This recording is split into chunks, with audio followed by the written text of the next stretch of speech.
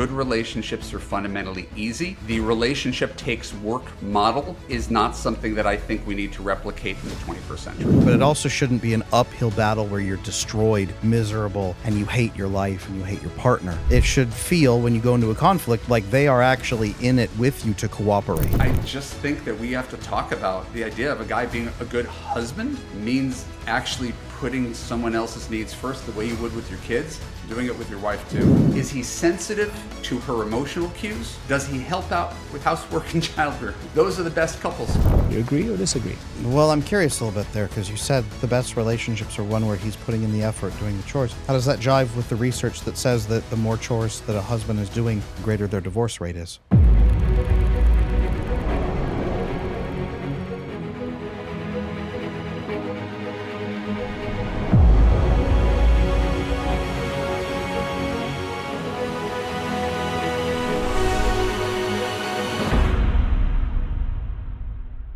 Welcome back to I Wish You Knew.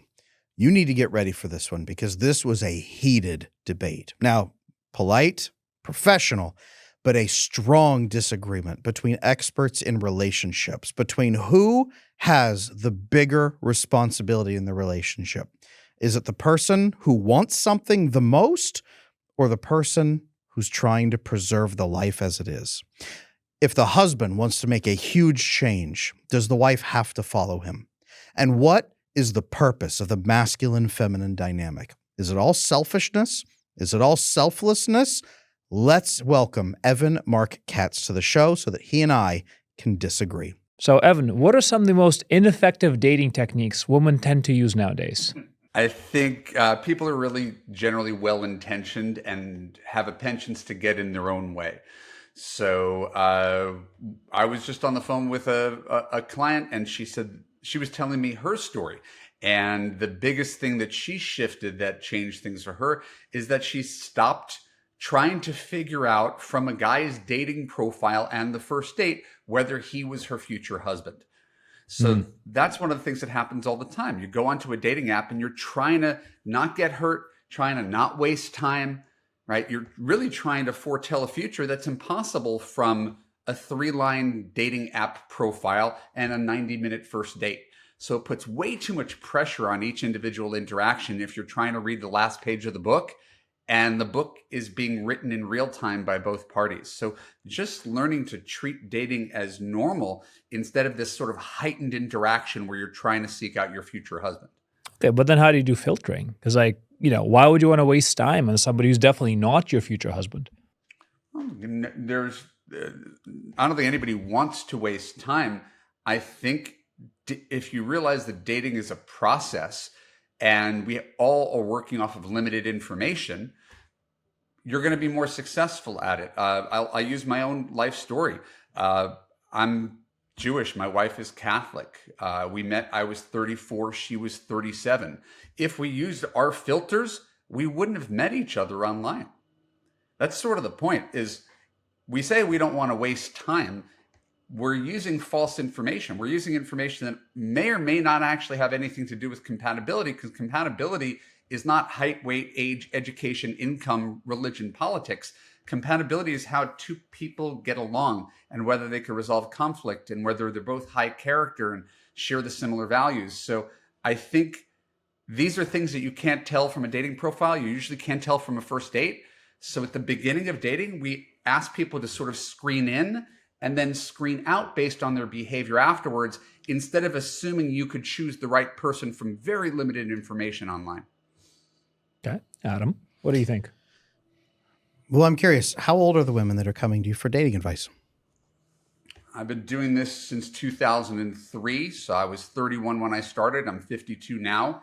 My clients have largely aged with me. And so I get sort of peaks. I'll get women late 30s who want to have families and have a sense of urgency, or I'll get women who married the wrong guy in their 30s and are now starting their life over 45, 55, 65, and so on. Okay. So for the women who are older and have more of a sense of urgency, what approach do you take for them? They actually don't have a greater sense of urgency. Oh, I thought the only person you just who said needs that they to had rush more into urgency to get the only family. person who needs to rush into a relationship is someone who's 39 and wants to have 2 kids.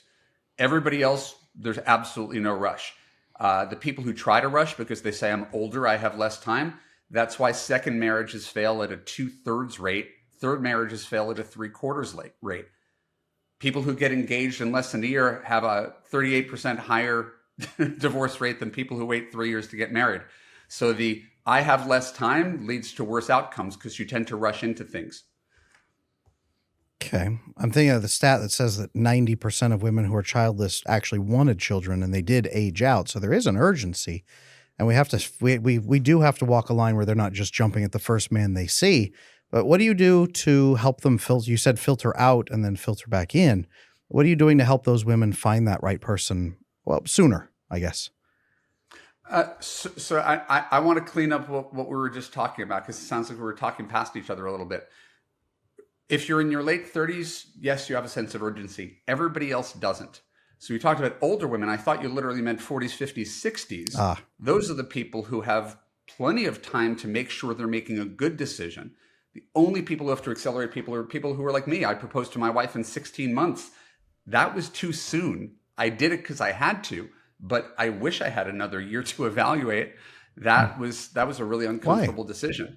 So why would you need another year?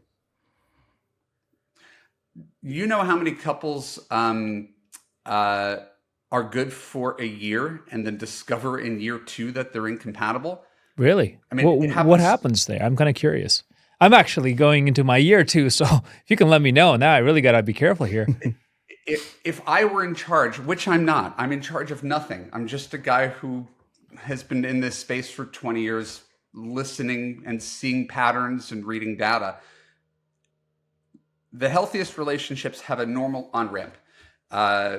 You date for 4 to 6 weeks, you become boyfriend, girlfriend, you take down your profile, you have sex, right? You date for a year and a half to 2 years, things are going well, you move in together for 6 months, that goes well, you get engaged, 6 months to a year later, you get married. That has a really, really great track record, putting it in that order.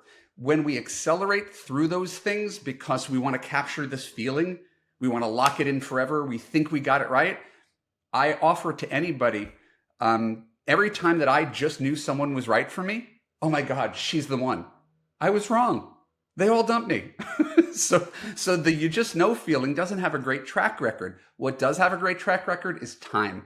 And a few cycles around the sun reveals so much more information than anything else in the world. Until you've dealt with conflict or job loss or the lack of sexual desire, it's really hard. People could kind of keep their masks on for a little bit longer. And so chemistry is a thing that tends to last for a year and a half to 3 years. We want to see what the relationship looks like once the chemistry is gone. Who are these two people and how are they going to be for the next 20, 30 years is a much more accurate representation of that first 6 to 8 month honeymoon. Does it make sense? Well, I know that for the first 5 to 7 months, you've got novelty dopamine going on for a lot of people, especially if you got avoidant attachment style. I know that a lot of anxiously attached people, they overbond with oxytocin primarily in that first month. They have sex way too early before there's an established commitment. They get love drunk on those hormones. I know that that's largely a problem with people who have attachment challenges, definitely. And I know LA is an epicenter for that. And so is New York City. But what you do need to be doing in that first year is probably what I would guess you and your wife probably did, a lot more compatibility testing with deeper conversations. What did you guys do that was so different that at 16 months you were able to get married and be successful? I'm assuming you're successful in your relationship right now. So what is it? What was different about you guys that let you do it at 16 months? I appreciate your framing, and I think we're pretty lucky. 16 months, as I said earlier, it was too soon. After we got married, there were nights I was staring at the ceiling, wondering if I made the right choice. It wasn't until we had our first miscarriage, because we started trying for kids immediately due to age things. We were married a month before she turned 39.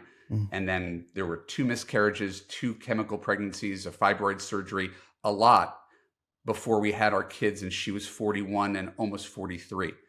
So it was almost the only way it could have happened. But I was already a dating and relationship coach. I already had 2 books in stores. I'd already gone on 300 dates.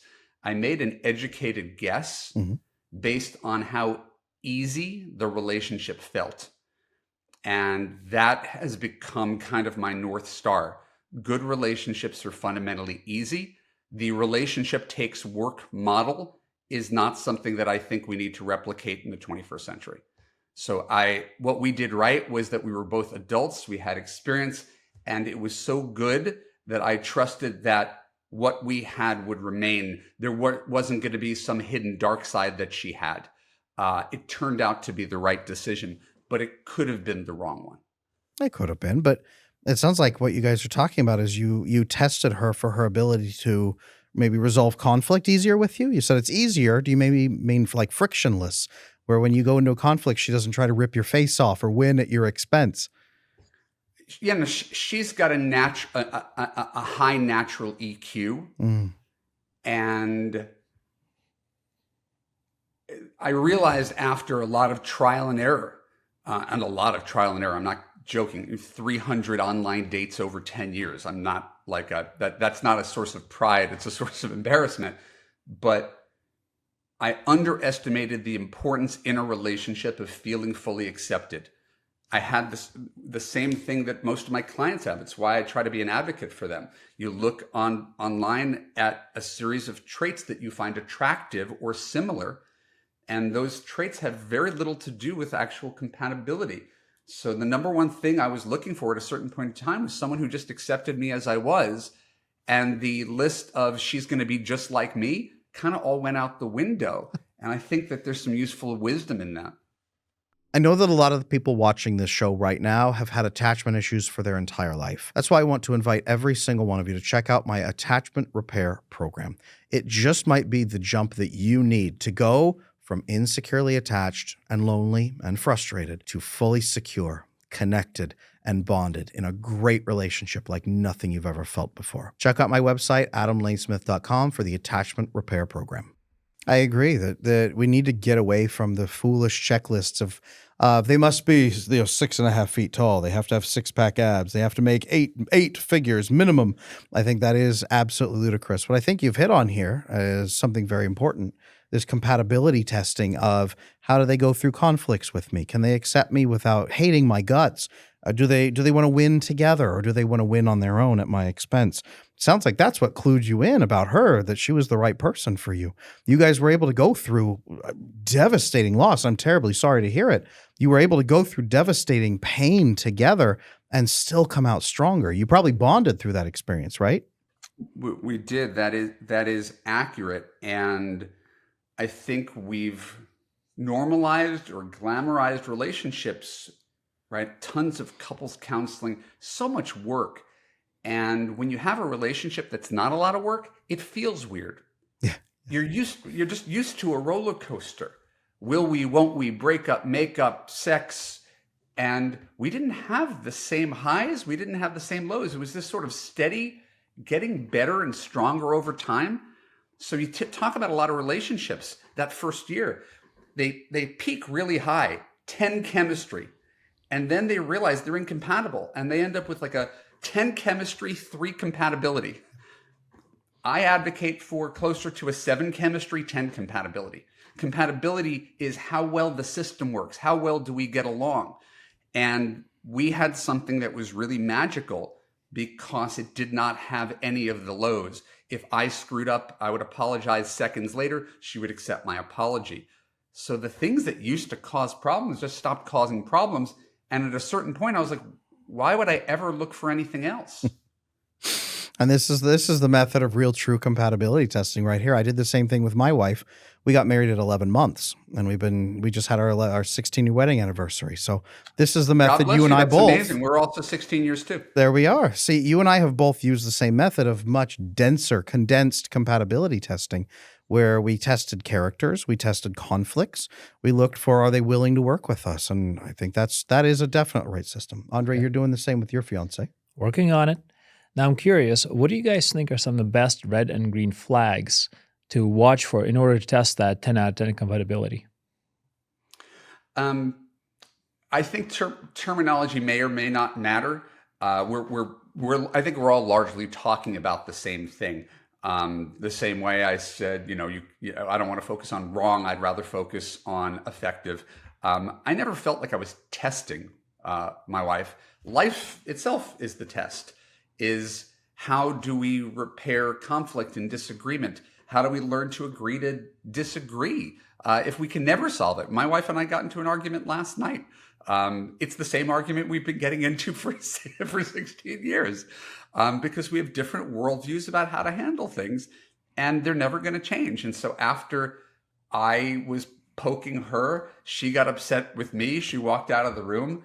I took the dog for a walk. I came back. I kissed her on the head. I said, honey, I apologize. I got to get better at accepting you. This is like, it was one of those things where it's the John Gottman statistic, right? 90% of fights are like the same fight over and over.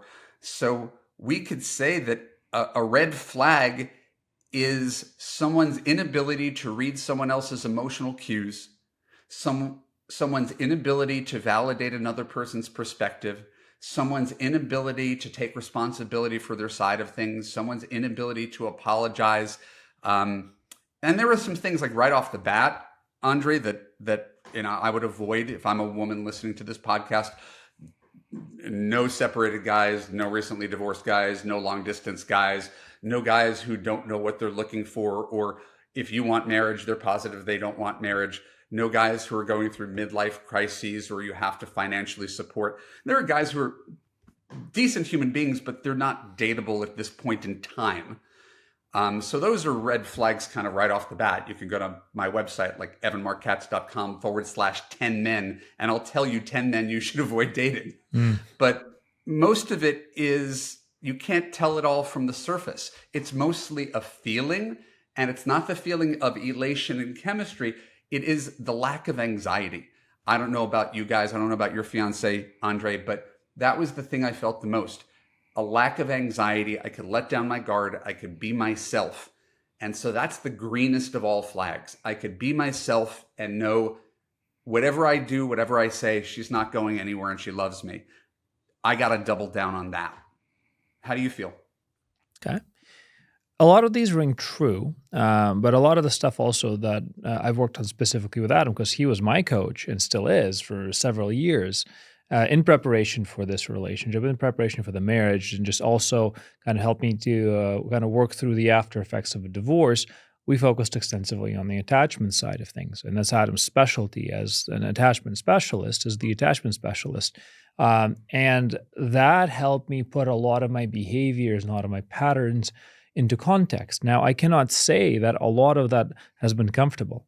I've been very uncomfortable with myself as I was changing these patterns over a period of time with Adam's guidance and just with life experience. And I had a lot of the green flags, but I can't say that comfort in its traditional maybe definition was really present. A lot of it was discomfort with myself, discomfort with the lack of the dopamine craze, the discomfort with different patterns. It was just new and novel and just strange, right? And I had to accept that discomfort. Does that sound, Adam? Yeah, your partner should never be harming you under any circumstances, but you can get hurt and it's okay. You can disagree and fight and even hurt each other's feelings, and that's not harm. We need to differentiate that very, very firmly.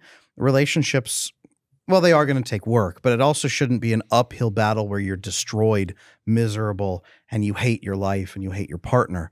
It should feel, when you go into a conflict, like they are actually in it with you to cooperate. If it's a confrontation, done, gone. And that's what you need to be assessing, and especially in that first year. I think people spend so much time in the first year wrapped up in the good feelings, they don't want them to end, that they're afraid to pop that balloon. And you need to pop that balloon by having hard discussions, not for the sake of being mean, but hard discussions around, like you said, life, realities, what's going to happen when, how do you feel about, this is something we have to face, what are we going to do? When you bring those challenges forward, how do they handle them? Do they cooperate with you, or do they have confrontation against you? Or jump out the window and run down the street and escape because they don't even want to have confrontation? What do they do? And that I think is the real compatibility testing. We see that where the rubber meets the road. We don't do it from a checklist before we even see a person. Okay. And it would be impossible to. And so maybe the only place where you and I disagree and it's not even a strong disagreement, but it's okay to yours sounds disagree. like Go more ahead. like- We can take it. We can do it. I know you guys are great. It's more, I could agree with everything you say, and I wouldn't necessarily advise someone to interview someone for these things, even though everything you're saying is true. For me, life is the interview. These things will happen when they come up because we could discuss them in theory, and it's not until there's practice that it comes true. Basically, everybody knows how to answer the interview questions. And so nothing teaches more than real life. It's reading a book about ice skating versus getting on skates. Like there's no substitute for what happens when things come up in practice rather than theory. So I think we're just talking about the same thing. You tried to accomplish that in less than a year and it worked for you. For me, interviewing people for the part of wife didn't feel organic, and I generally think people bristle against being interviewed, even though these are the right questions, if that makes sense. I'm kind of curious. So, do you work with attachment theory at all as parts of the dating coaching that you do? Yeah. Of course, the seminal book Attached by Amir Levine and Rachel Heller, 2014, I think that became a bestseller. I reached out to the authors and asked for permission to teach their stuff before it became part of the mainstream discourse. I reached out to them for permission to teach it as a unit in my Love You course. So it's a 26-week course, and that 1 week is specifically on that, and I use the exercise from the book. So I wouldn't call myself an expert like Adam, but it is definitely something that we talk about in coaching. Okay. That's actually great because then it sets a good foundation. Now, is it true that, especially in the modern dating dynamic, there is such a huge pairing between the avoidant man and the anxious woman? Like that dance is a very common tendency, especially in the early stages of dating. Yeah, I mean, I'm just going to go with what's according to the book. And so I'm quoting, I'm not using my own opinion here. They say at any given point in time, 50% of people are secure, which leaves about 25% on the anxious side, 25% on the avoidant side. Those two people become magnets for each other. But attachment styles are fluid and malleable. If you are anxious and you're used to dating avoidance, if you date someone who's secure, who shows you what intimate attachment looks like, it allows you to step into being more secure in the future. They model and mirror each other.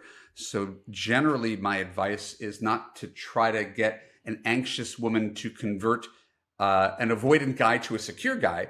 I just try to steer them into choosing secure guys. I want to take a moment to invite you to my attachment immersion retreat, the first week of May up in Vail, Colorado, where I'm going to be training and teaching and then practicing attachment skills, relationship skills, and all the communication skills you need to build an incredible relationship. If you want to learn more about this and join me, please check out my website, adamlanesmith.com. There's a retreat link right on there. Okay. So let's say there was a couple that's already dating and they're in the anxious avoidant cycle. A lot of our audience, specifically even on the YouTube channel, have that issue. They're already invested in their relationship. They're going through the challenges. Now, if we're looking for compatibility, and we're looking to really skyrocket the compatibility matrix before hitting the yes, I'm ready to propose, ready to be together for life decision, how do you help them navigate that? Because their relationship is by definition kind of an internal conflict. There's a lot of patterns they have that are just so troublesome and they're so deep-rooted that they might just not even be able to rationalize themselves to whether or not this is a good fit. That's a really great question, Andre. I want to compliment you for the question because it's challenging. I think my answer will surprise and disappoint you. I'm ready. I don't recommend it at all. Just quit. I have a belief, and I frame it like that because it's just a belief. It's not a fact. Reasonable people can disagree. But I'm thinking of a client of mine who is a therapist, and she's spent 30 years helping other people, having a practice, people working under her. So much theory, so many techniques and modalities. And after working with me for 6 months, she goes, I got more out of 6 months of dating coaching than I did out of 30 years of therapy. And I'm not saying that that is true in all cases at all. I've got great respect for therapists. She goes, but what we're taught in therapy is that we could change people. And what I realized from working with you was that that was my problem. I was taking all these guys with potential and trying to change them and mold them into who I wanted them to be, and was endlessly frustrated that I couldn't do it. And so my theory is find someone that you don't have to change. You can't have a relationship dependent upon the person changing and evolving the way you want them to on your timetable. So it's essentially moving into a house that is not a fixer-upper. It's just you move right in. Is that even possible, though? I can not even imagine a person who is going to be a perfect fit for me, because that would require me to have such a deep understanding of myself, that I need to know exactly what is not just what I want, but was actually good for me. How do I know what's good for me if I've never been taught that as a kid? My attachment potentials have been skewed. This is why I said it would be a challenging take, right?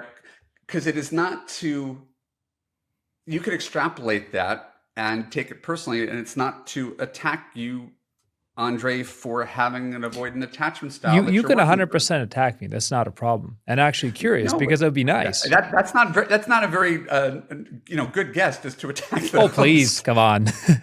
That makes for interesting conversation. But if my job as a coach is to take women who have anxious attachment styles, what I would say is a bad GPS that leads them to be attracted to men, avoidant definition, claims to want commitment and intimacy, but does stuff to undermine it, right?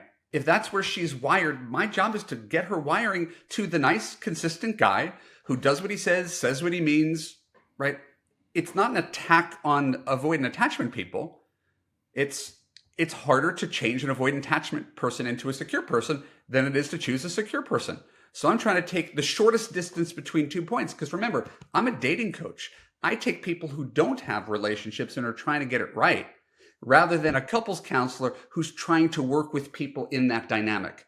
So I have a narrower lane where I'm trying to steer people at the beginning into something healthy, rather than we're 2 years into this anxious avoidant dance. How do I fix it? I do not claim to be an expert in that. Okay.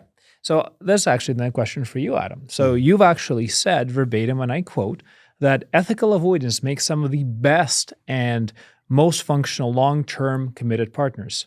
So then how does this vibe with what Evan is trying to explain? And I see his point. I do see his point, because of, I was an anxious woman and I saw this, great guy, but I'd have to spend years, helping him go through his avoidance, versus I had somebody maybe slightly less desirable, but easier. How would I make that choice, and what choice should I make?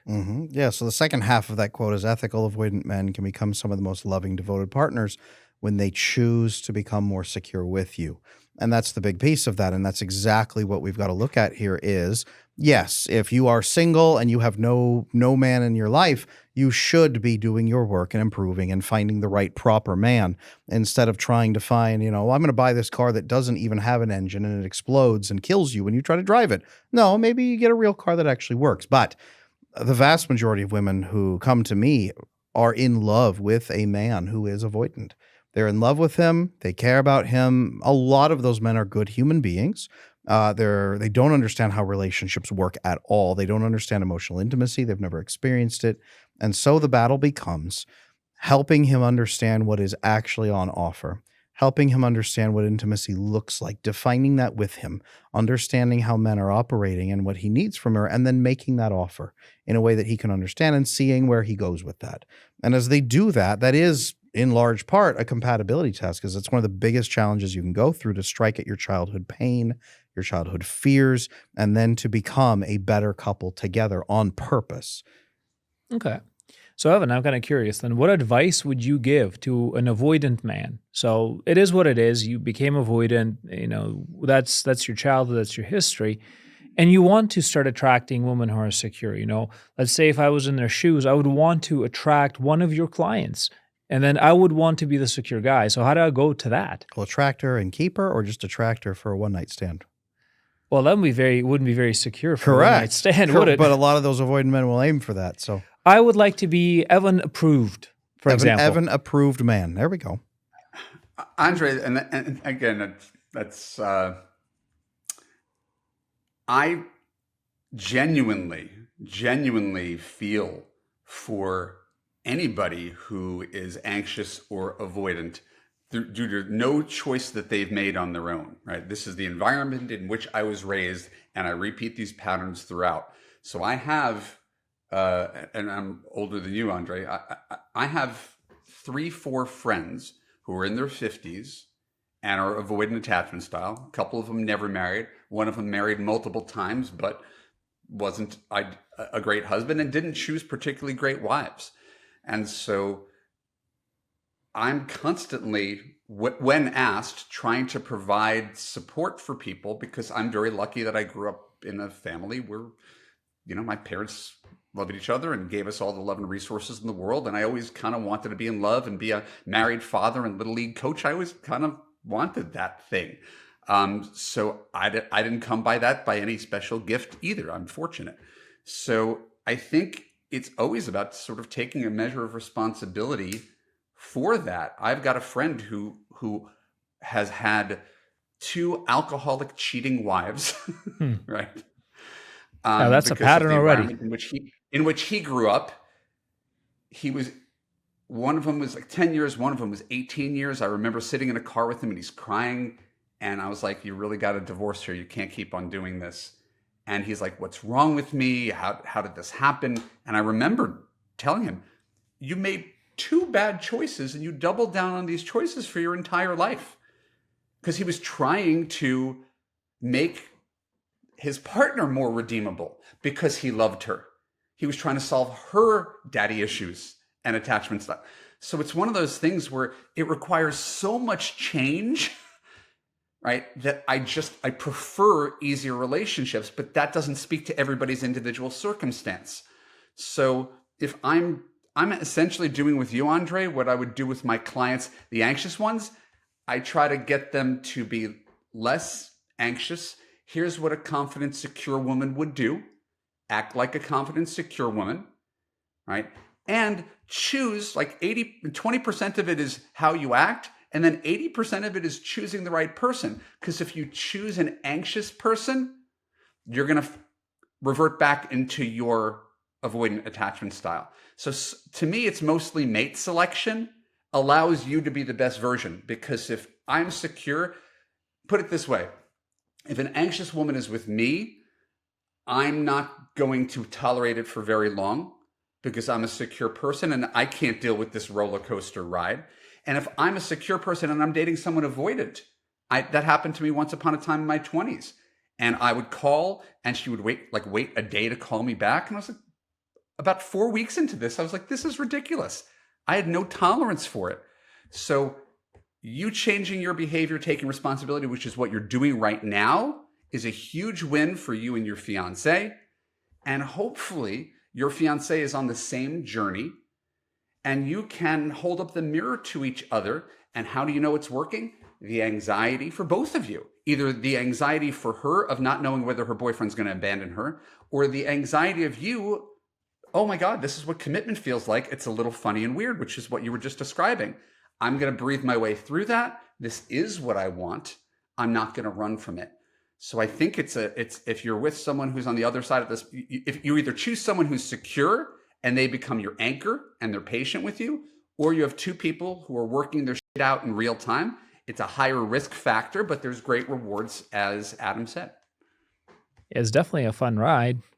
And because you can see change, that's actually the thing that is so nice about, changing and transforming together is that you actually see the intent, you see the change, you see the transformation, you see kind of the desire, and that's attractive. That's attractive because that's something that this person is selecting to do every single day as opposed to just kind of happening by happenstance. You know that you are a choice and not an accident in that specific dynamic. So that does feel good. I admittedly have to say so. I agree. Now, Andre, I'm sorry, I'll Sure. throw it back to you, Adam. Now, I was just listening to you talk about your change, and I was thinking of my friend who I was just alluding to, and we were supposed to go on like a guy's trip. And we had the flights booked, and his fiance's grandmother was dying, and he's like, got to beg off the guy trip, got to be there for my partner, right?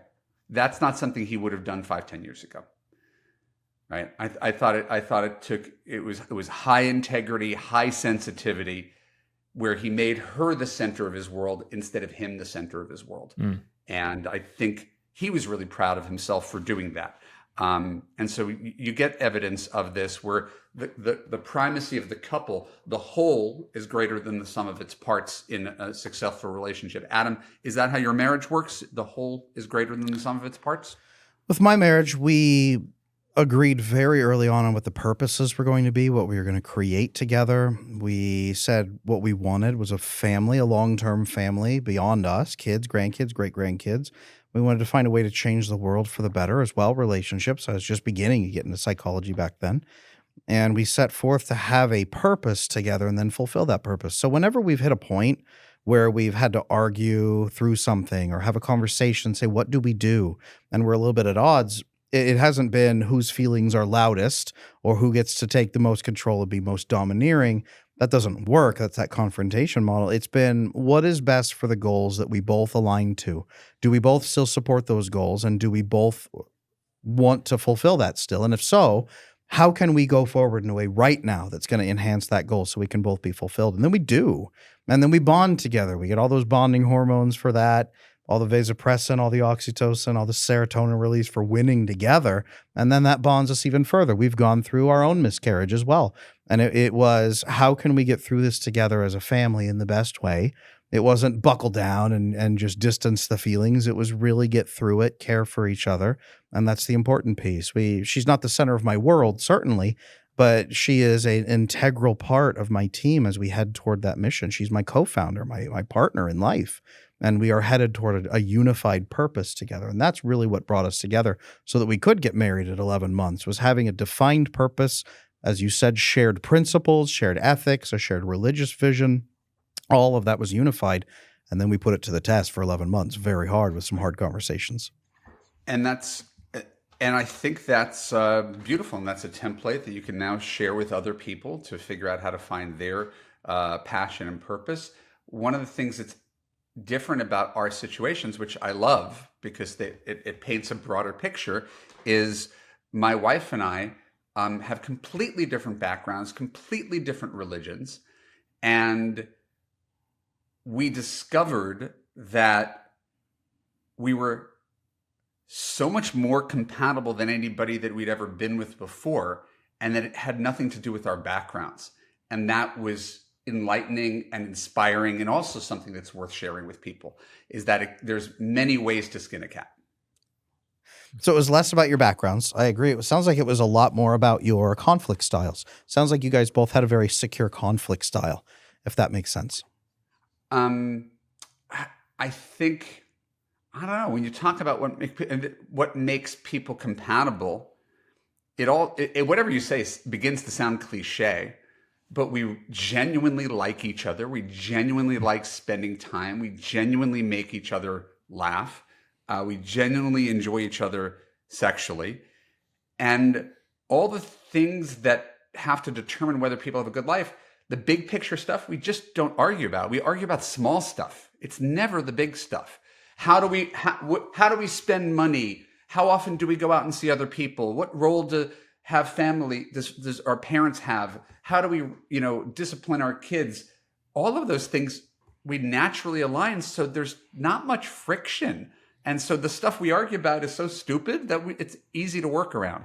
How do you guys resolve those? I'm curious, because for me and my wife, we go back to our unified purpose. How do we spend money? Well, what's going to help our larger vision? Because we both really love that. Or what would be in line with our religious values is how we start resolving those questions. How do you guys resolve that? Because you have big differences in some of those pieces. What resolves the argument about money, et cetera, for you? No, that's the thing. We don't have big differences in those things. We have big differences in our backgrounds, which have proven to not matter very much. Like, again, and I don't want to get into religious discussion because it can go bad quickly, but there are Catholic people who've been together for 50 years and have miserable marriages, but they've been together for 50 years. I'm a Jewish atheist. She's Catholic. Mom still goes to church every week. None of that has proven to have any effect on how we get along and how we do things. It could be a source of strength for a couple, but the difference doesn't have to be a source of weakness, if that makes sense. So I'm curious, how do you resolve those disputes? Which disputes? Any of them. What's your framework that you guys use? We both understand that there are, I want to figure out how to say this. It's not, just because you feel a certain way doesn't mean you're right. Just because you look at the world through a certain lens doesn't mean you're right.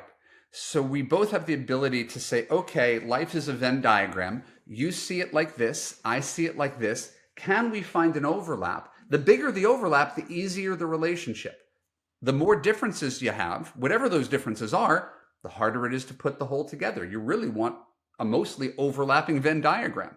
So for us, our big thing is time management. I'm the guy who literally reads the mail as he's coming back from the mailbox. My wife is the person who will have a stack of mail a month and a half old and forget to pay the electric bill, right? I'm a doer. I'm a planner. I'm 6 months in advance. She's a procrastinator. She's a 55-year-old woman who pulls all-nighters, right? That's her methodology. She'll stay up until 5 a.m. and then sleep until noon the next day. I don't know how that even works, but I also know I'm not a prize for a bunch of other reasons, which we don't even need to mention here. So we both put up with each other's idiosyncrasies, and last night's argument was me sort of complaining about that and then realizing this is who I married and I'm not going to change it. And there's no point in complaining about it. And there's no point in guilting around it. And I'm going to spend 25% of my life waiting for her because she works at a different speed than I do. And what I gain from the relationship is so much greater than the cost that I'm going to spend more time loving her and appreciating her. And I'm a words of affirmation guy. I just probably tell her I love her 10 times more than she tells me. She's an acts of service person. Right? This morning, she texted me, should I change your dentist appointment because they bumped you from 9 a.m. to 9:30? I would never think of doing that. So I think we just sort of recognize each other's strengths. And I got to guess, Adam, through your work, helping other people is a mirror to you and it helps you in your own relationship. I'd like to think that I'm a better husband because of the work that I do. Not a flawless person, but better because I have so many people reflecting their challenges back to me that I have a chance to do better in my own marriage. Sounds like you and your wife have a lot of, is it maybe compassion for each other? A lot of grace for each other, a lot of care for each other. It sounds like just your genuine care for each other carries the day. Again, that's, we love our children unconditionally. That's normal. Everybody loves their children unconditionally. How could you bring unconditional love into a marriage? Where not, I love you if you do this and this and this, if you change in this way. I love you as you are. And if you never change, I'm still going to be there for you. So how do boundaries play into this specific scenario? Because one of the big, long-standing kind of conversations we've had with Adam was around unconditionality in marriage. And his argument is that to a degree, all marriages are actually conditional. Now, personally, I want to believe that unconditional is actually possible and attainable and an ideal. But I'm kind of curious to open up that can of worms. Adam? So I think that if we are partnered with somebody, there are certainly conditions on it, and those are boundaries on a relationship, an agreement that we make. It might be monogamy. It could be not harming each other. Certainly, there's boundaries on that. I think that the way we love each other can also shift based on how somebody is caring for us. It could go from a romantic love to less of a romantic love. You still love them, but maybe not in that capacity. I agree that we give our kids unconditional love. We also give our kids boundaries, and we do need boundaries with a partner, especially if we're shifting toward a larger goal that we're trying to achieve. Not that the goal is all important, that the person isn't, but I don't know. What are you trying to ask me specifically? Well, I'm kind of curious to see your perspective on unconditional love. And Evan, as I'm understanding you, you believe in that. You can believe that you can unconditionally love a person the way they are, and that is actually a target. So I'm kind of curious how that lines up with what you teach in terms of marriages. And what I want to talk about and after this is going to be a negotiation between those, because we're talking about two conflicting Mm, interests. I see what you're asking. So I do think love can be unconditional, but I don't think partnership can be unconditional. Mm. I don't think that being partners in a joint endeavor can be unconditional because you're trying to build something, craft something, maybe even experience something. And there must be conditions on that for that to have any bearing toward where you want to go, if indeed you're trying to go somewhere. You can love and should love unconditionally, but again, partnership is not any more than you would have a business partner that you never have any conditions on whatsoever. There have to be conditions on something that's an endeavor. Okay, Evan, what do you think? And I think this is what I'm discovering in our conversation. This is our tendency. We're largely saying the same thing slightly differently. So I would agree with both of you, not to be wishy-washy. Mm. Um, what I mean by unconditional love is, as you said, Andre, it's an as-if statement, right? I have to accept that my wife is who she is in this form, presuming she's this way for the rest of her life. I'm not going to change her. I'm not going to give her a hard time about who she is to the best of my ability. I'm not going to criticize her. I'm not going to make her feel bad about herself. I'm going to love her unconditionally. Should she materially change and become a different person, because that happens in life. Woman marries a man and then he gets unemployed and he starts drinking, and well, she's not obliged to stay with that guy for the rest of her life because he kind of went off the rails. That's what we mean by the conditions. But treating a relationship as if it's unconditional, giving the benefit of the doubt, is a great place to start. And if my wife is who she's been for the now 17 plus years that I've known her, and she remains who she is, and I remain who I am, and we grow together, then I see no reason that I shouldn't treat our relationship as I treat my relationship with my kids, giving them that feeling of safety. Dad's always going to love you. Dad's always going to be there for you. And when you could give that to your partner, imagine how that lets them blossom. Mm. So what about the times where you guys come at odds? One of the big things that Adam and I are working on now is kind of a framework for negotiation. So there's the concept that we're building out is that there's 3 layers to the way that you can get what you need out of a relationship. There could be leverage, which is just very kind of practical, very avoidant, very kind of almost inhuman, where you say, I have leverage over you and I'm simply going to make you do what I need you to do and make you be in a certain particular way. Very dehumanizing. Yeah, dehumanizing. There is then negotiation, which breaks up into 2 sequences.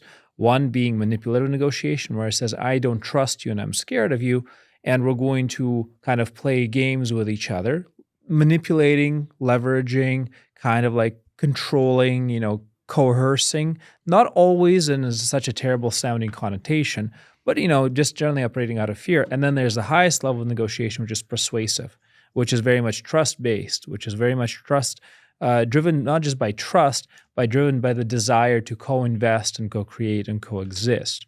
So that's the way that we kind of look at negotiations. I'm kind of curious, what is your strategy? What is your framework for negotiations?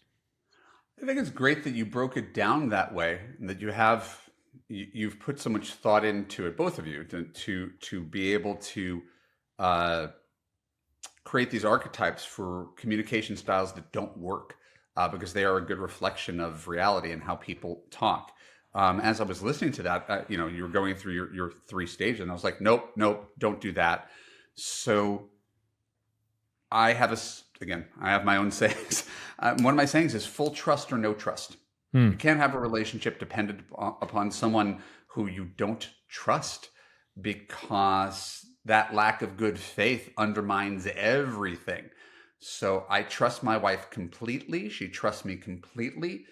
And since we're both fundamentally decent, honest people, the first 2 ways of arguing are never on the table. In all the years that we've been together, I could probably count on one hand the number of times we've even screamed at each other.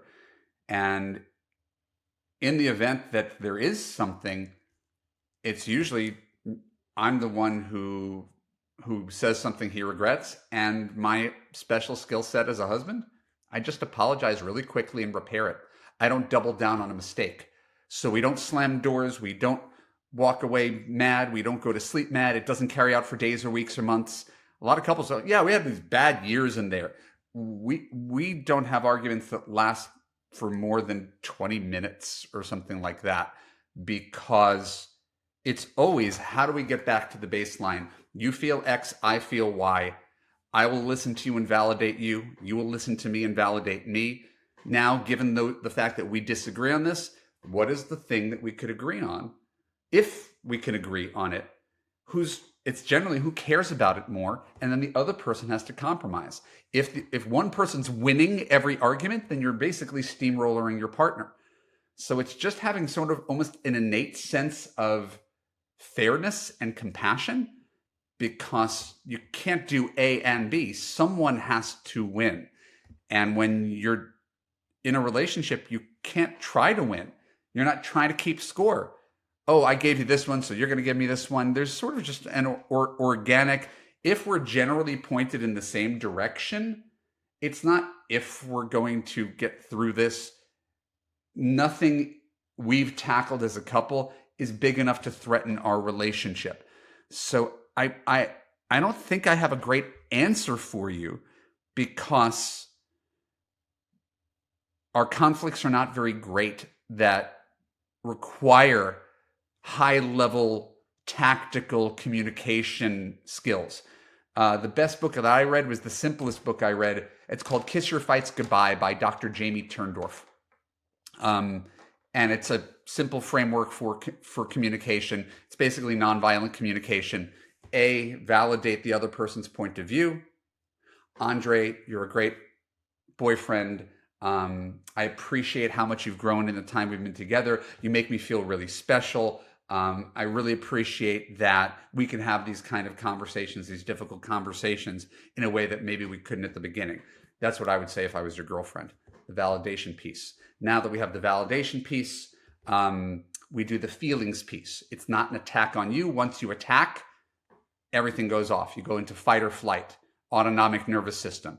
So woman nags a man, Andre, you're so selfish. You didn't text me until 1 a.m. I was flipping out. I hadn't heard from you. You know I'm anxious. How could you do this to me? You're so selfish. That's not going to work. All right. So we start with the validation. Next piece is, hey, when you were out late the other night, I didn't hear from you, and I felt anxious. And I'm not proud of the fact that I felt anxious, but I was kind of going into my old stuff. This guy is not thinking about me. This guy's not communicating with me. I know you were out with your friends, and I know you were having fun, and I don't need you to check in with me every second of every day. But I really didn't feel secure in that moment, and maybe that's my stuff. But in the future, last piece of it, because you can't argue with her feelings. Her feelings are her feelings. She gives you a solution you could buy into. Hey, next time you plan out staying out late with your friends past midnight, just give me a text at midnight to say, honey, I'm out with my friends. It's going to be a late night. Go to sleep. I'll see you tomorrow morning. Could you do that for me? And you'll be like, yeah, sure. Great. Now there's no fight. But if she attacks you, you're going to either fight back, defend yourself, or you're going to pull away, avoid. And so there is a technique. Then this book is written for women to be the emotional caretakers of a relationship. That technique works whether you're a man, whether you're a woman, because it validates the other person's perspective. It doesn't attack them. It doesn't make them wrong. And it gets to a point where, what's the solution, instead of pointing fingers at the problem? Okay. That is a great technique. I think that's actually a good way for people to start even voicing the concerns. Now, ultimately, though, this is for a simple solution. And why am I digging into this is because relationships, especially ones that are in the earlier staging, maybe moving into marriage, maybe actually recently married, solving some big problems together, they may require actual negotiation. And, it is not going to be just a question of how are we going to, who is going to let the other person go first, putting them first, being compassionate. It could be an example, for example, religious upbringing in kids. My non-negotiable and your non-negotiable may be very much at odds. It could be something relating to health. It could be relating to discipline. It could be relating to a worldview. What about like more complicated things like that? This is why I advocate dating for a long period of time. because a lot of these things don't come out. There's a article on the internet. It was a New York Times piece that I ended up doing a podcast and a blog. And it pertains to our conversation. 13 questions you should ask before you get married. And it really does talk about these various things. The role of religion, the frequency of sex, the introversion versus extroversion, the role of parents, how we raise kids, how we utilize our time. And sometimes it's hard to kind of figure out what that is before you get there. It becomes sort of premature. So that's why I kind of like slow walking relationships, because you could talk in theory about this kind of stuff, but until you're put to the test, it's why you see a lot of couples, they're good until they have kids. And then they have kids and they're already in it and they couldn't have figured it out before. And they have really, really different parenting philosophies and styles that probably echo something that they grew up with. So I kind of want to throw it back to you, Andre, because you're asking a good question, but I feel like there's something missing. How do you negotiate when two people are where there is no negotiating point, where it's like a zero-sum game? Like if I get my way, you don't get your way. Is that what you're asking? Yes and no, because that's always a standpoint of perspective, right? That kind of unconditionality of statement saying, well, I can only operate in this and there's just no other way around it and that's final. That's not a negotiation. Negotiation begins with the statement of principle, with the laying out of your cards and saying, this is my condition. That's a problem solving, right? This is actually the challenge, is that most people do not see negotiation as a problem-solving entity because they're actually not focused on the problem-solving. They're not negotiating through persuasion and value. They're either going into the manipulative state, which means, hey, I'm going to protect myself from losing, or they're going into a leverage state, which is a predatory state, which is even worse. And I'm going to say, I'm going to make you do this. I'm going to steamroll you. Hey, you know what, wife, you're unhappy with me and the way that I have my drinking habit. Well, I earn the income, so I decide what is going to happen. If you have a problem with that, go find your own job. That's a leverage, right? You say, I'm more powerful than you, so you're going to listen to me. It can be a manipulative thing. It can be say, hey, I have such a hard time at work, and I'm providing for the family, and I'm just so tired, and I just wish you would lay it off me. Right? That's not really, you're not really providing an ask, you're playing a manipulative game. You're not looking for a solution, right? You're basically looking to protect yourself. But when you actually get into a real negotiation, you can get into a state where you can say, I have an unsolvable problem. Now, what I believe is that we actually are able to solve any problem together. I believe that we actually can overcome this together, and we're beyond an unsolvable problem. What I need you to help me without sacrificing myself. That's when the real true negotiation can start. And I'm sure that that's something that is a skill that every couple has to build if they want to get to that state of unconditional love. Except on things where there is no possibility of finding a compromise or a middle ground. If I want to have kids and my wife doesn't want to have kids, there's no real middle ground on that. That is a cause for breakup, right? Like that is something where both people can't get their way, and neither person should have to compromise on that. So those things become really interesting. There are things in life that are deal breakers. The more deal breakers you have, the harder it is to find love. If you layer up all of your deal breakers, and they don't have to be, and that's the way a lot of people date, right? You were mentioning it earlier. He has to be 6 feet tall. Well, that's only 14% of men. You're 5'3". Does he really have to be 6 feet tall? But if you make it a deal breaker, it's a deal breaker. So the fewer deal breakers you have, the more people you can get along with. I joke about my wife. I call her the type O wife, universal blood donor. You can give my wife to anybody and she'd be able to get along with them, right? She's special in that way because she is not someone who has very strongly held beliefs or spiky principles that get in the way of everybody. She's fundamentally happy. She's fundamentally easygoing. She sees things from other perspectives. She's not dogmatic. She doesn't try to change people. She's great. Everybody should have a partner like that. I'm not like that, which is why I really, really appreciate that she is like that. Those are great relationship skills. When you're saying, well, what should you look for in a partner? That's what everybody should look for in a partner, is someone who's fundamentally easygoing and accepting. Because if you're not, it's going to be a lot of friction. There's just a lot of tiny things to argue about over the course of a lifetime. You'll see it planning a vacation or a wedding. Now extrapolate that over the course of a life. So the more someone insists on getting their way and being right, harder they are to get along with. I've become softer and more easygoing by being with her. I've become more of a yes person. So my wife, because she doesn't ask for very much, she pretty much always gets her way. It's like a magic trick. Okay, Adam, what do you think? Yeah, my wife and I went through a massive deal breaker probably in the 9th year of our marriage. I had a major, major religious conversion, and it was hard. It was something that she very much opposed. She was very worried about, afraid, angry even. And it would have been easy for me to walk in and say, well, this is what I've decided. This is just how it's going to be. And who cares how you feel? And it's not going to, no, I walked in and said, okay, I know this is going to be hard for you. I know it's going to be tough. This is something that we need to talk about. This is something I'm going to have to do, but I also want to be compassionate with you as we go through it. So I would love to hear from you. What are your challenges with this right now? What are your concerns? What are you most afraid of?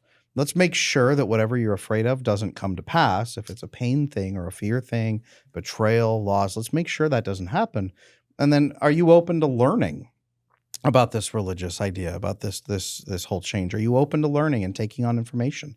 And she was very scared and worried, but she leaned into the relationship too and said, okay, I'll learn. I'll pay attention. So we paused her decision, and said, let's gather information. Let's talk. Let's go through it together, and let's see what it looks like when we have all the information in place.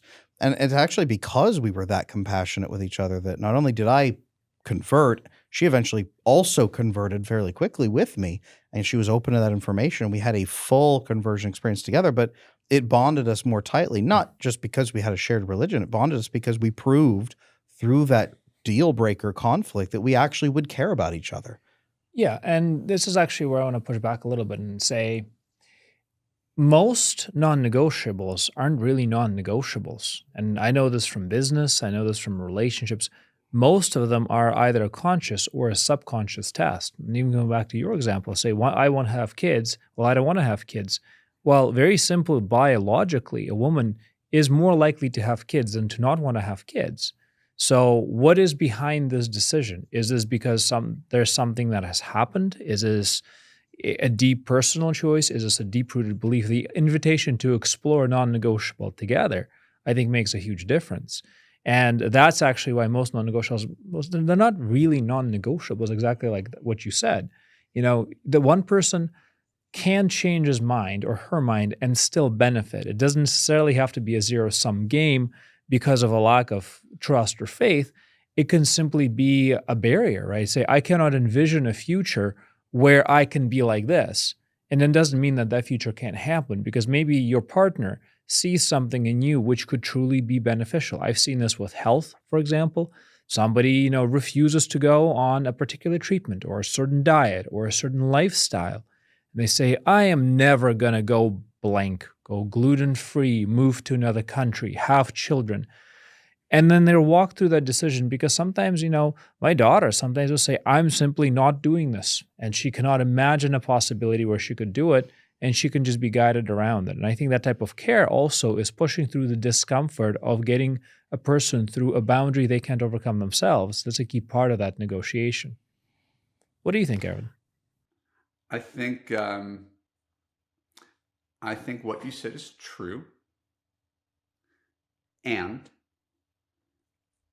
I think it is evidence of something that we've already sort of established in this conversation, is that you and I have differing beliefs about what a relationship is for. So people can change over time by their own volition. If I come to the conclusion that I'm uncomfortable being 30 pounds overweight, I can make the choice to go on a diet. But if I'm dating someone who tells me you have to lose weight to be with me, that's unlikely to be successful. And I might resent the person who doesn't accept me as I am and wants me to change. So I think the only divide is, you're right, all the things you said, these individual, examples and case studies are all true. People can change, and someone who doesn't want kids could end up, being a mother and have that be the most important thing in their life. Someone who thought they weren't going to be religious could have a religious conversion, and that transforms the way they view the world. All of those things are true. I go back to my original principle. You can't have a relationship dependent upon them changing for you. And I hear two people talking about, the relationship could work if my partner changes for me. If you do the thing I want you to do, I could persuade you, and maybe you'll see something that you've never seen before. I don't want to have to force anybody to change. I want to find someone who today... Okay, what happens when they accept you today? Puzzle pieces fit. Okay, what happens if they accept you today? You guys go through 2 or 3 years, you get married, let's say you don't have any children, and then you run face first into this first true non-negotiable. I want to move, you don't want to move, I have a job offer, I don't know, in Seattle, you have family here, and none of the person wants to budge. What do you do then? That becomes the thing where whoever wants it the most is the person who's going to win. And if the person can't get around that, that's going to cause a tremendous strain on the relationship or even a divorce. People don't really work very well by coercion. I've thought of leaving Southern California before, for any number of reasons. My wife's family I'm in LA, my wife's family is in San Diego. I can't really justify pulling my wife away from her family. So even if I would want to do it, and even if I could possibly persuade her to do it, I put her needs first, at least while our family's intact and her parents are still alive and all that kind of stuff. And I think that's the thing, is it's more important to my wife to be near her family than it is for me to say, I want to envision my life somewhere else. So who cares the most? She wins. I don't think of it as a daily sacrifice, but I could imagine a universe in which if I had to pick up and move to rural Cincinnati, and my wife would probably go with me. We have a strong enough bond that we'd figure out how to make it work, but I could also understand how she might resent that choice. There's a difference between I'm compelled, I have no choice but to do it. My company's transferring me, versus I'm choosing to uproot our life, get on board. So I think sometimes the origin of the story might matter too. Okay. So is it okay then to cause a fair amount of discomfort onto your partner if you firmly believe that this is for both of your greater good? You could also have to deal with the consequences of it. I mean, that's the thing. If I decided... we could come up with a million examples. There's a little Wall Street Journal article about triathlon and marathon widows. Wall Street guys who've done every challenge, they've made their millions, and now they're going to take on a new challenge. They're going to be Ironman triathletes. And they wake up at 5 a.m. and they run and swim and bike for 2.5 hours, right? So they don't see their family when they wake up. They come home, they got to get to bed at 8:30 each night, so they don't really spend time with their family at night. Right? Is that the bargain that we struck? Is that unconditional love?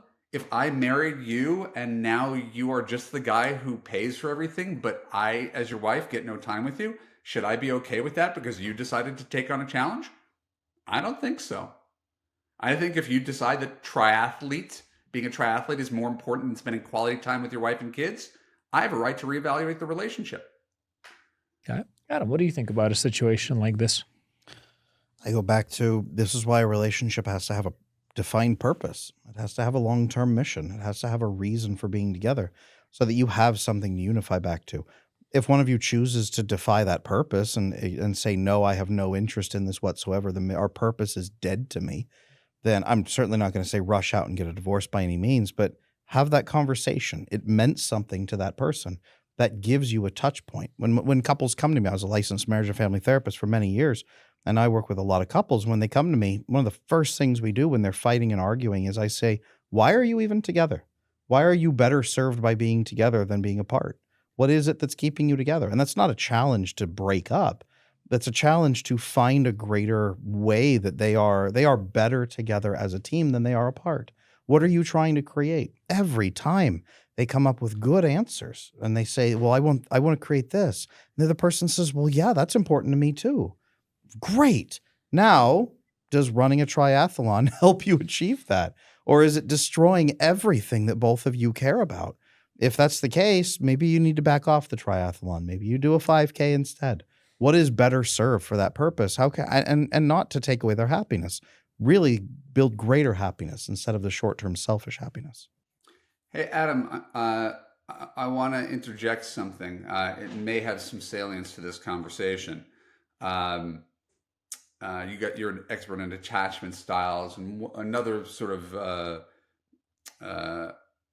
internet famous thing is masculine and feminine energy. You guys familiar with the concept of both? Oh, yes. Very. Right. So my working definition, again, everybody's got their own definition. My working definition, which is taught to me, is that masculine energy is about self, me, my ambition, my ideas, my opinions. And feminine energy is about others, putting other people's needs first. Mother Teresa. Oh, it's not about me, as long as everybody else is taken care of. So feminine energy far in one extreme, there's no selfishness, but you could easily become a doormat, giving pieces of yourself away, having no boundaries whatsoever on that end. And on the far masculine end, if you make everything about you, then it's never really about anybody else. My belief is that both people, men and women, need to have a dose of both.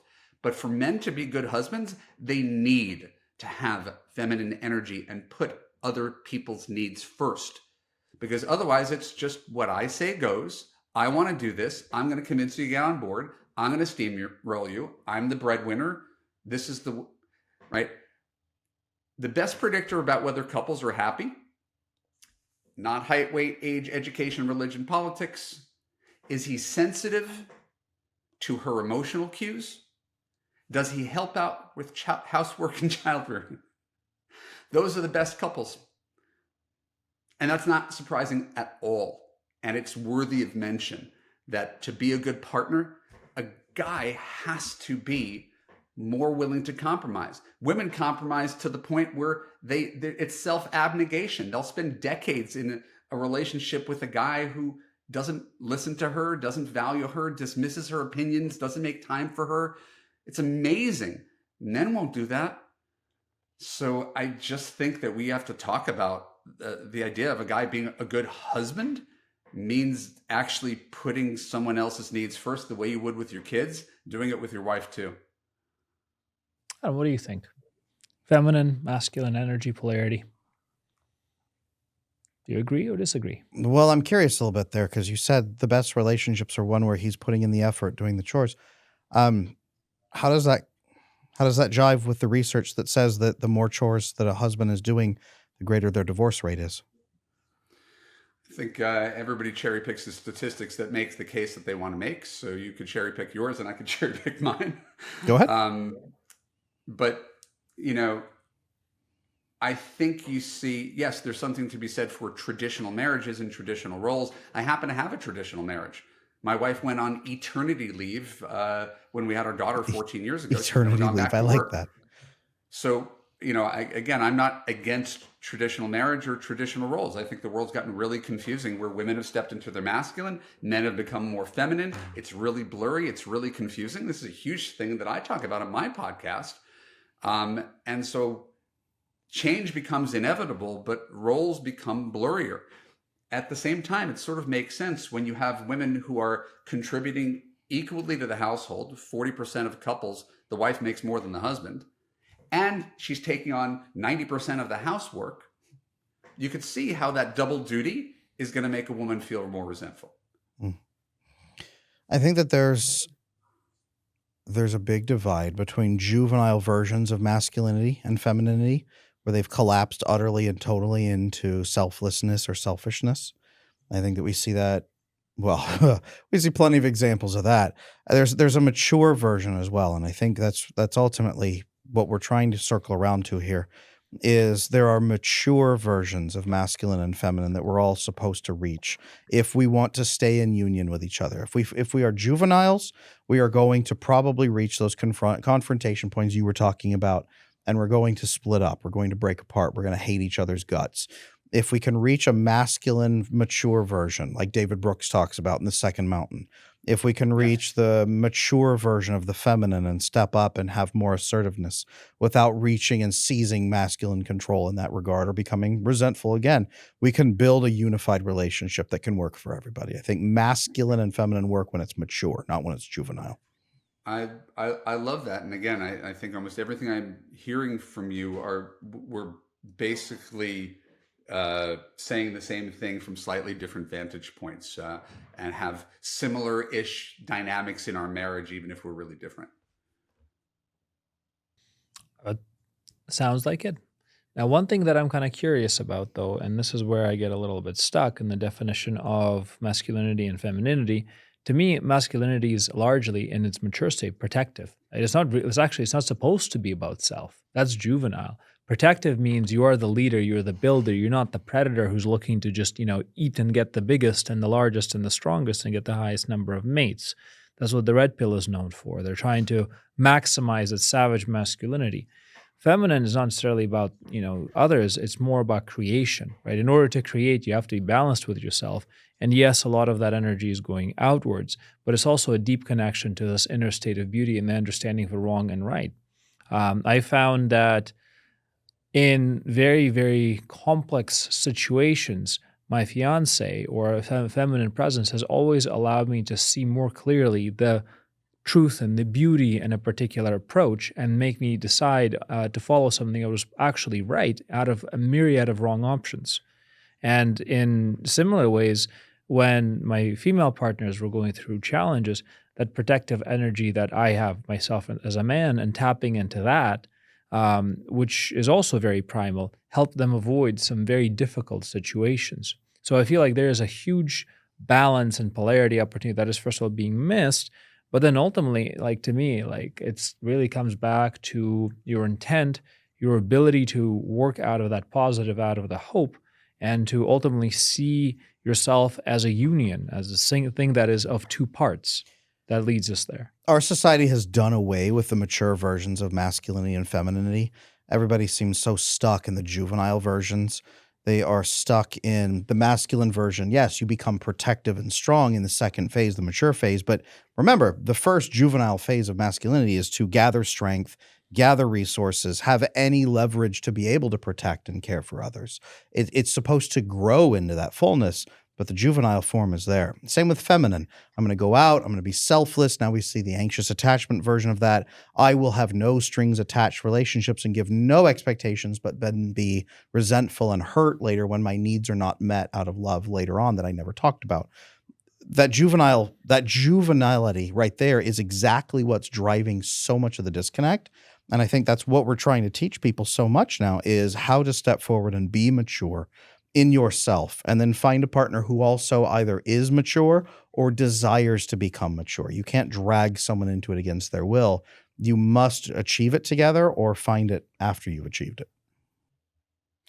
Great points, guys. And I think it's just learning to, put other people's needs up in the same thing as yours. One of the things about masculine, part of the reason, masculine gets stuff done, right? It's doing. And I'm certainly not one of those people who thinks, masculinity is all toxic, or that, we need to demonize it, or any of the things that people, try to push back online about masculinity. If there was a masculine feminine test, I'd be 70% masculine by stereotype. I also know that within marriage, I've had to shave off some of those rough edges where it's about me, and be a better listener and be a better validator and say yes, dear, a lot. Yes, dear is your friend in marriage. And the more people can say yes, dear, men to women and women to men, a lot of fights go out the window because you don't have to be right on everything. And where a lot of guys get it wrong is that they insist on getting their way and being right. Right. And in marriage, it can't just be about you. And I think guys struggle with that more than women do. Yep. And this is actually a great way for us to pitch this over to the audience and say, well, this has been a fantastic conversation. What are your questions, guys?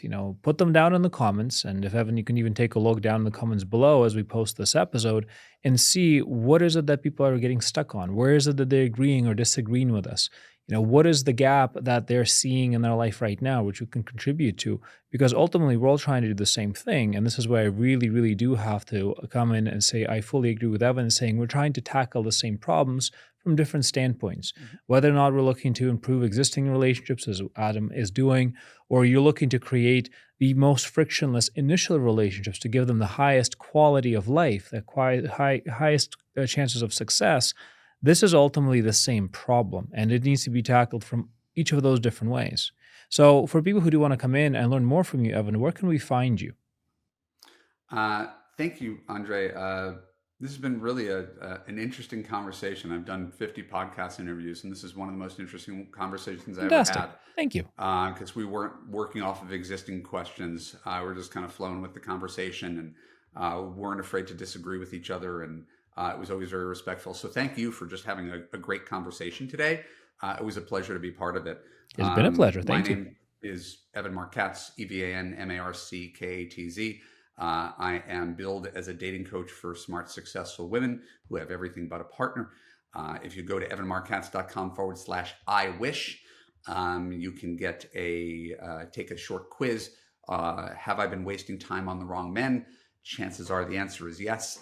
But you can take that short quiz. I'll send you free dating and relationship advice. And if you enjoy the free advice, you can book a time with me to learn about coaching options. So I'm just grateful for being here and grateful for a really interesting conversation with two guys who are grappling with how to make a better world. Thank you very much, Evan. Adam, where do we find you? I'm Adam Lane Smith, the attachment specialist. You can find me on adamlanesmith.com.